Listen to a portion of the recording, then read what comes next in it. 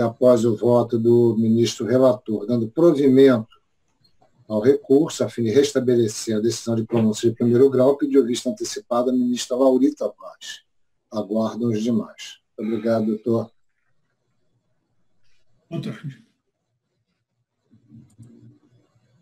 Na relatoria da ministra Laurita Vaz, habeas corpus 504-778. Sustentação oral, doutor Sérgio Ricardo de Souza Menezes. Senhor presidente, eu indago gostaria que Vossa Excelência indagasse do eminente advogado se ele dispensa a leitura do acordo. Do relatório. Do relatório. Pois não. O doutor dispensa a leitura do relatório, doutor? Está sem o som. Tem que ligar o som.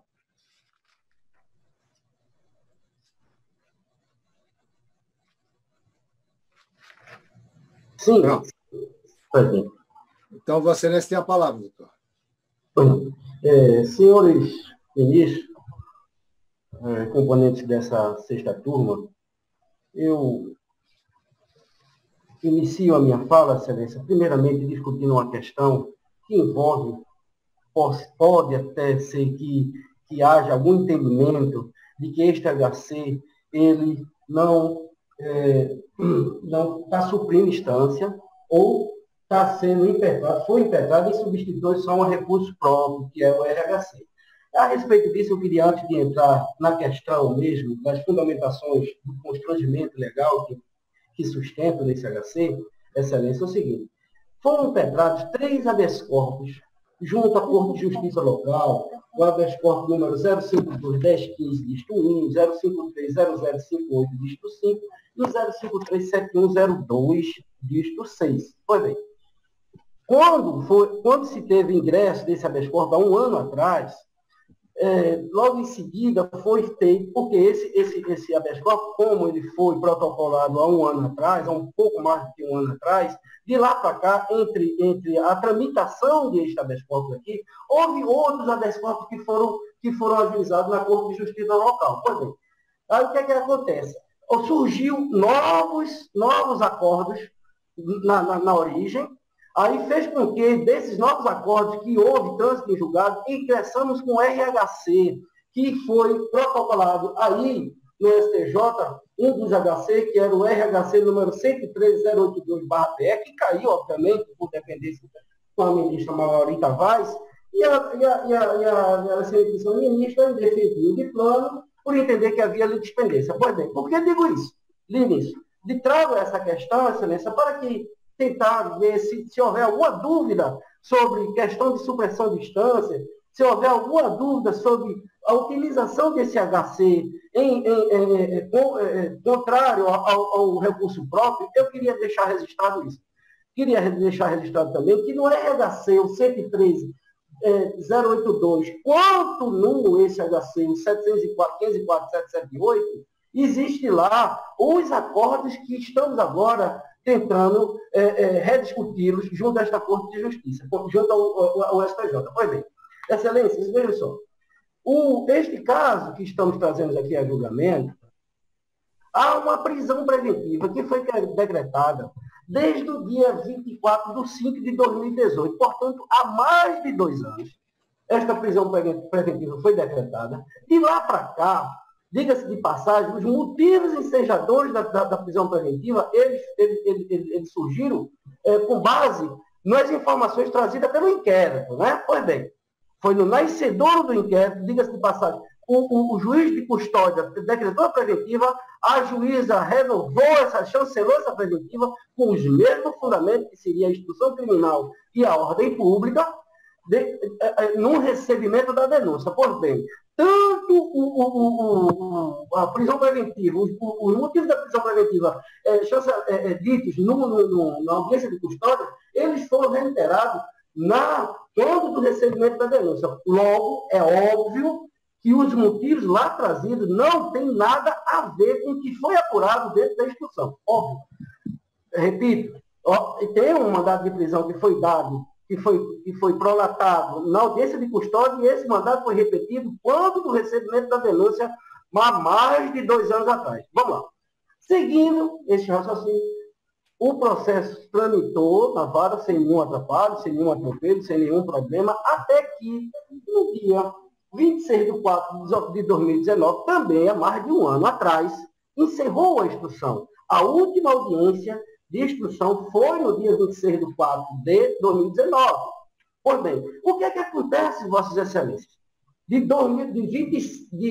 dia 26 de 4 de 2019 até agora, ou seja, há mais de 1 ano, paralisia total. O processo está completamente obstado, porque aguardando laudos periciais que foram feitos, requerimentos que a juíza acatou, requerimentos do Ministério Público que foram feitos, diga-se de passagem, esses mesmos requerimentos estão desde a denúncia, desde a resolução acusatória, que esses requerimentos foram feitos, e o Estado da administração vem relevando o tempo todo. Existem reiterados e desrespeitosos requerimentos para o cumprimento dessas diligências, e nada foi feito, até que a instrução se encerra, a juíza obsta o processo para aguardar esses laudos. Há 1 ano ele está parado. Ou seja, temos aqui uma prisão preventiva que tem mais de 2 anos, e temos aqui um processo ao lado, no meio deste caminho, uma paralisia de mais de 1 ano só para aguardar requerimento ministerial. Aí eu quero também registrar, isso está claro ao largo da instrução, que a defesa não contribuiu em nada, absolutamente nada. A única coisa que a defesa não fez nenhuma precatória, não abriu nenhuma precatória, nem a defesa nem o Ministério Público, nenhuma precatória, não tem ali uma complexidade que se possa relativizar a razoabilidade desta demora, desta mora. Todos os pedidos que foram feitos pela defesa, alguns pedidos de revogação de prisão, tivemos o cuidado de fazer no intervalo entre uma audiência e outra. Né? O fato é que estamos aí amargando uma prisão processual de mais de 2 anos, um processo paralisado por mais de 1 ano, sem nenhuma notícia. Agora, até nos surpreendeu, porque a ministra Laurita Vaz pediu informações à juíza da causa. A juíza da causa prestou as informações. 10 dias depois, ela veio com um novo ofício, que eu tomei conhecimento hoje, de que abriu prazo para as alegações finais. Abriu prazo para as alegações finais, Excelência, no momento de pandemia, eu não tenho nem condições de pegar esse processo, esses colegas que atuam comigo na origem também não têm condições, o CNJ suspendeu os prazos até o dia 31 de maio, agora, salvo engano, esses prazos foram novamente suspensos, prorrogados para mais adiante, salvo engano, até o dia 15 de junho. O fato é que, mais de 2 anos, temos aí um tempo bem maior ainda, sem que tenha julgamento desta causa. Bom, esse é o primeiro fato, Excelência. Insistindo sobre o excesso de prazo, quando a ministra Laurita Vaz, relatora desses autos, interferiu a liminar, entendemos de ir ao STF, pedir um socorro ao STF, e lá o ministro Marco Aurélio concedeu a liminar para a soltura desses pacientes, entendendo ele que já havia excesso de prazo quando a prisão contabilizava metade do tempo de agora, atual. Pois bem, infelizmente, esse HC impetrado lá no STF, ele foi indeferido no mérito por não superação da súmula 691 ou pelo não julgamento do mérito desse presente habeas corpus, né? Tem outra questão também, Excelência, que eu pondero inclusive, nos memoriais que eu lancei para os ministros, componentes dessa turma, discuto ela também no pedido de reconsideração da liminar, que quando o alvará de soltura, a ordem de soltura emanada do STF aportou no juiz da causa, que fez a juíza, por conta própria, ela entendeu de aplicar várias medidas não privativas de liberdade, ampliando as medidas que foram determinadas pelo STF, pelo seu ministro Marco Aurélio. Então, ela, por conta própria, ampliou essas medidas, 3 medidas a mais, dizendo ela que são adequadas e suficientes para o processo. Bom, e diga-se de passagem, Excelência, essas 2 medidas, as medidas aplicadas por elas em substituição à prisão preventiva, por conta própria, ela tem os mesmos motivos do decreto de prisão preventiva que foi exarado lá no nascedouro do processo. lá no vencedor do processo. Então, entenda a defesa, Vossa Excelência, entenda a interpretação, que ao prolatar, ao aplicar medidas à juíza da causa, à juíza do processo, o juiz do acordo, quando elas entendem de aplicar por conta própria medidas não privativas de liberdade, dizendo que assim está fazendo para salvaguardar a ordem social, essa é a expressão dela, gostaria até de ler, Excelência, que ela diz que, visando assegurar a ordem social, bem como o bom andamento do processo, nos termos do artigo 319 do CBT, aplica-lhes, além daquelas já determinadas agures, quer dizer pelo STF, as seguintes cautelas, as quais devem ser cumpridas até o deslinde do processo ou ulterior da liberação deste juízo. A. Comparecer mensalmente a este juízo até o 5º dia útil do mês para informar as justificações evitáveis. B. Não cometer outra infração, não se ausentar da comarca, tal. Né? Expressa-se a vara de soltura em favor dos acusados, os quais deverão ser postos em liberdade enquanto só se por outro motivo não quiser. Sob pena de ser revogado o benefício aplicado por conta própria. Ela diz, eu vou aplicar essa medida para salvaguardar o processo, para garantir a instrução, sob pena, caso não seja cumprido, sob pena de ser revogado. Bom, o que é que acontece? Quando do julgamento de mérito no STF, quando do julgamento de mérito do STF, que cassaram a liminar, quando ela tomou conhecimento disso, que fez ela revogou sem fundamentação, ela revogou sem descumprimento. Entenda a defesa ali, a interpretação que a juíza afrontou dois dispositivos sérios do artigo 93, parágrafo 9, e o 282, parágrafo 4 do CPT. Né? Bom, mas, Excelência, tem mais uma questão também que trago aqui a discussão, Excelência, é o seguinte, o próprio motivo da prisão preventiva que foi decretada, repita-se, no nascedouro do processo, ela nem subsiste mais. Entenda que os motivos que levaram o magistrado a decretar a prisão preventiva foi as informações que ela tinha do inquérito. Com a colheita de prova, com o encerramento da instrução, praticamente, né? E aqui eu gostaria que Vossas Excelências entendessem, mitigar, caso compreenda que há a aplicação da súmula de 52, que mitiguem ela, pelo seguinte, Excelência, tem aí até uma divergência. O fato que não tem julgamento de causa, o processo não tem alegações finais. Bom, o fato é que, Excelência, de lá para cá, a instrução criminal trouxe tantas informações, Excelência, que dizem o contrário dos motivos que elencaram a prisão preventiva. Né? Olha, só para uma leitura rápida, Excelência, a instrução criminal trouxe que esses pacientes têm 30 anos de serviço à PM. Foi apostado certidão da PM indicando excepcional comportamento de Severino. O comportamento de Valmir Francisco Bento tem 36 moções de elogios. O comportamento de Wilson da Costa Brito tem 73 moções de elogios. Vieram em favor dele. Todos os dois são formados em Direito, graduados em Direito, tem pós-graduação, tem aprovação na Ordem dos Advogados do Brasil. Vieram em favor deles, tanto em juízo lá, perante a autoridade policial, quanto por declaração, várias autoridades policiais de envergadura, de respeito dentro da nossa sociedade aqui de Pernambuco, como é o caso do doutor Edileuza Martins, a delegada Beatriz Guides, o delegado Marcos Veneza, o barão Beto Geraldo, o major João de Moraes, o ortopedista Leonardo Monteiro, e ainda mais, Excelência, até a suficiência da prova indiciária, ela caiu por terra. Veja, Excelência, porque dizem que esses rapazes praticaram o crime em comunhão de desígnios e utilizando arma de fogo. E o que diz a perícia técnica? Que a perícia de constatação residuográfica para determinação resultou negativo. Como também resultou negativo a perícia de eficiência das armas. Ou seja, as armas que foram apreendidas no momento, essa prisão foi efetuada em flagrante delito, as armas que se encontravam em poder dos policiais não foram armas utilizadas em crime nenhum, porque ela deu negativo para a recenticidade, como deu negativo também para a exame residuográfico.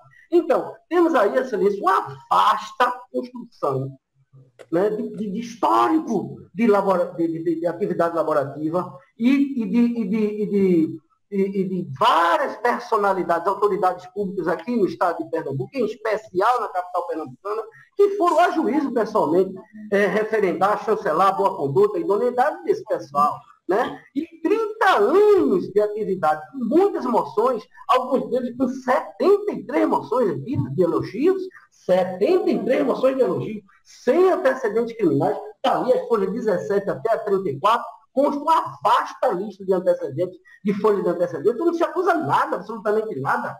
Não tinha antecedentes, tinha um histórico laboral exemplar, lá constado na sua ficha na sua ficha funcional de controle disciplinar, né? Muitas autoridades do local foram lá em juízo referendar em favor deles. Portanto, Vossa Excelência, e ainda tem mais uma outra questão, que é o seguinte, esse mandado de prisão de 2 anos, ela sequer tem cumprido as exigências do artigo 319, que diz que ele tem que ser revisto, tem que se revisitar. Né? Artigo 319, de forma que, Excelência, seja pelo flagrante escancarado excesso de prazo, seja por conta do processo estar obstado por um tempo que não podemos jamais concluir por razoável. 1 ano aguardando perícias do Ministério Público. Ano! Mais de 2 anos de constrição cautelar para um pessoal que contribuiu tanto para lá. Doutor Sérgio, eu só peço que conclua, porque o seu tempo esgotou. Agradeço a Vossas Excelências. Eu concluo clamando e rogando Vossas Excelências para que conceda a ordem. Estão agindo com justiça. Ali tem um excesso de prazo, ali já está até os motivos da prisão preventiva, elas se esvaíram. Né? A própria juíza, quando decretou por conta própria, quando projetou por conta própria as medidas alternativas à prisão, assim entendeu, óbvio, isso é explícito. Por essas razões, agradeço muito a oportunidade e uma boa tarde por Vossas Excelências. Muito obrigado, doutor. Devolvo a palavra. Eu gostaria de manifestar. Pois não. Com a palavra, o ilustre representante do Ministério Público. Novas saudações, em especial ao defensor dos pacientes. Aqui não estamos julgando a pronúncia, não estamos julgando o recurso especial de uma eventual decisão do Tribunal de Justiça do Pernambuco sobre o mérito, se houve ou se não houve, se são culpados ou se não são culpados. O processo é complexo, o processo tramitou, sim, sem a agilidade que deveria marcar o judiciário brasileiro e que não é a nossa realidade. O processo é complexo, como inclusive referido da tribuna, porque exigiu a realização de perícias. Houve liminar no Supremo, que depois não foi chancelada pela turma, contra a decisão desse tribunal.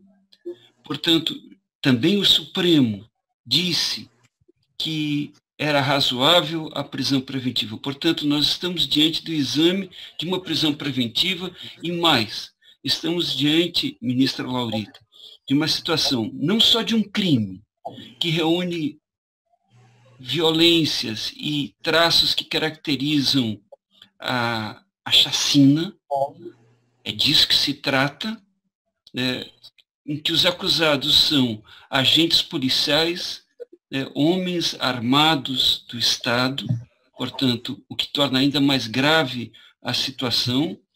Isso tudo foi sopesado, os elementos de fato, enfim, quando da decisão de pronúncia, mas o certo é que, nesse momento, conforme a última informação prestada pela autoridade coatora nos autos, e como se pode verificar do exame, já estamos em fase de alegações finais, a instrução está concluída, o Ministério Público do Estado de Pernambuco já apresentou as suas alegações finais, e, portanto, o que se deve aplicar, que a me parecer, a resolução deste caso, é o que está previsto na súmula 52 dessa Corte, e, portanto, não há que se alegar, se falar em excesso de prazo, quando a instrução está concluída e estamos em fase de alegações finais.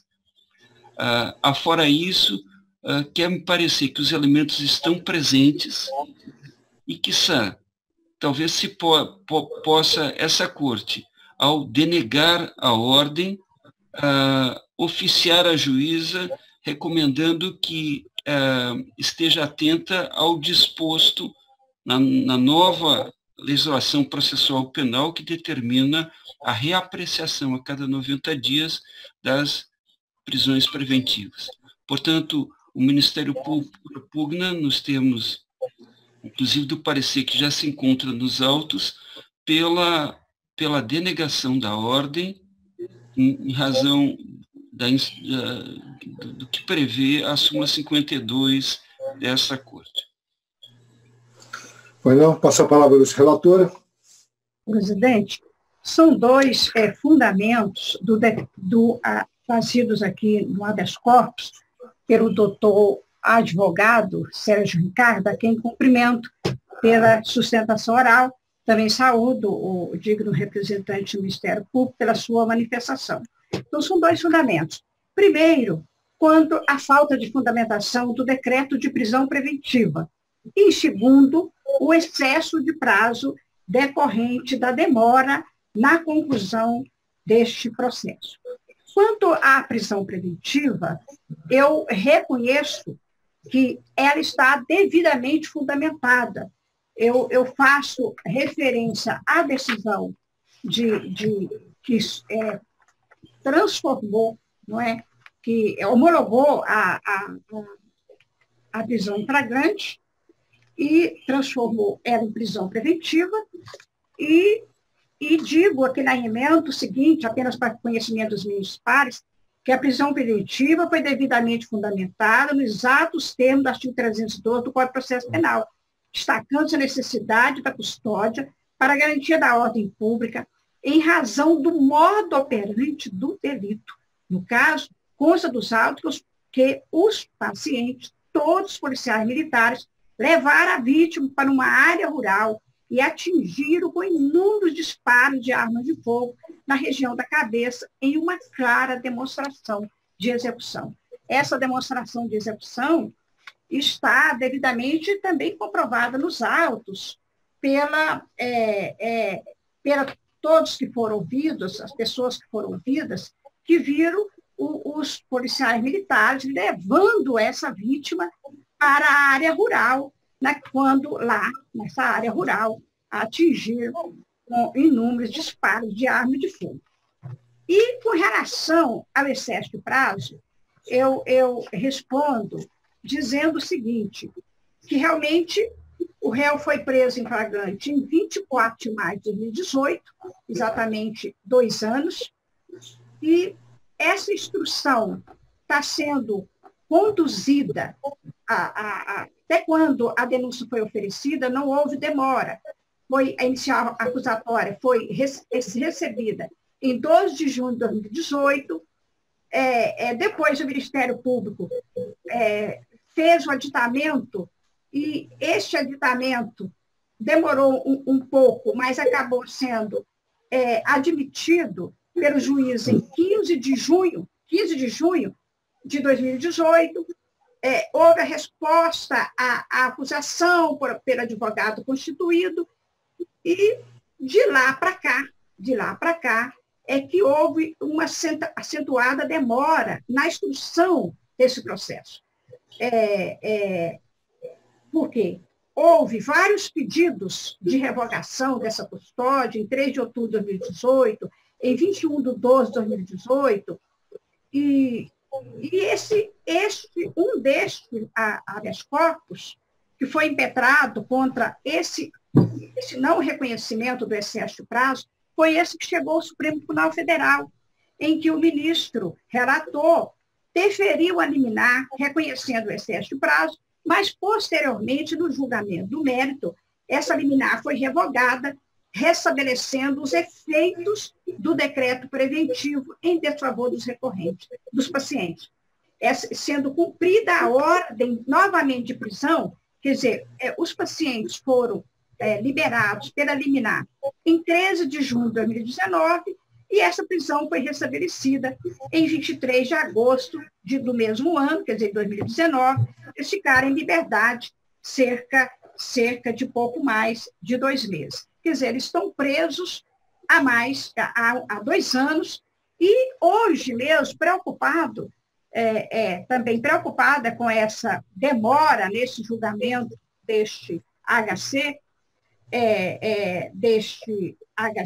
e hoje mesmo busquei informações se havia já superada a fase das alegações finais e se tinha já sido decidida na fase do decreto, ali da fase, já havia uma sentença de impronúncia, ou de impronúncia, ou de absolvição sumária, uma fase do artigo ali que se dá depois do final das alegações finais.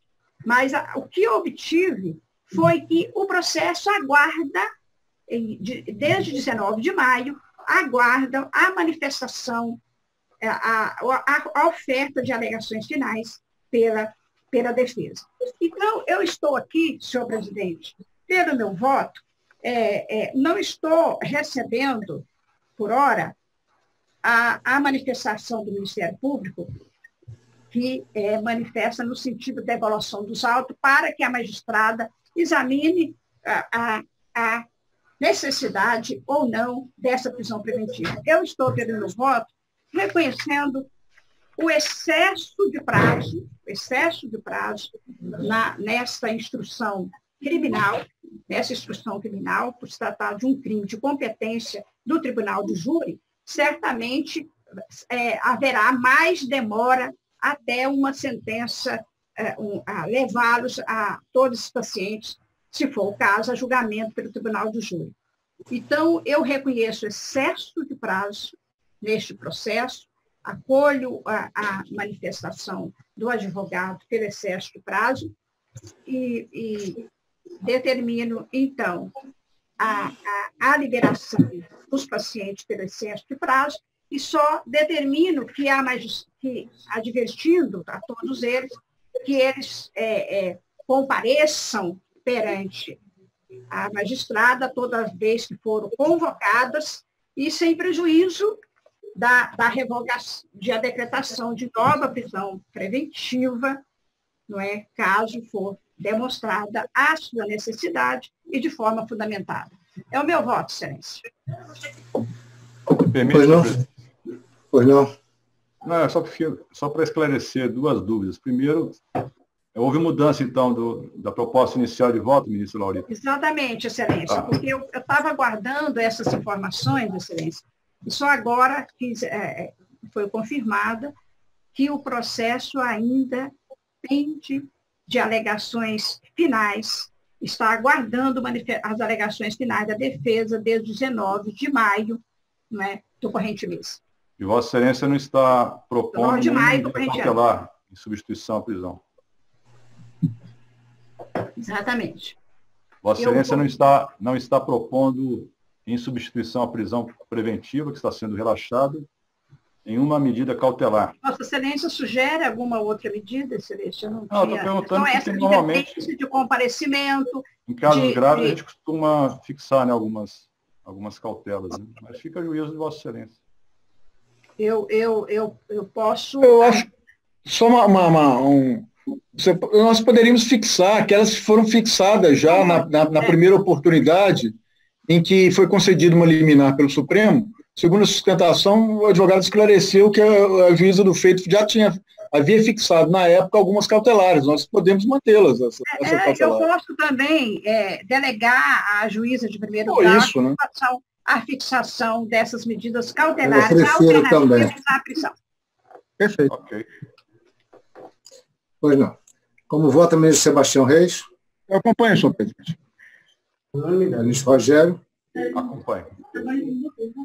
Ministro Neff? De acordo.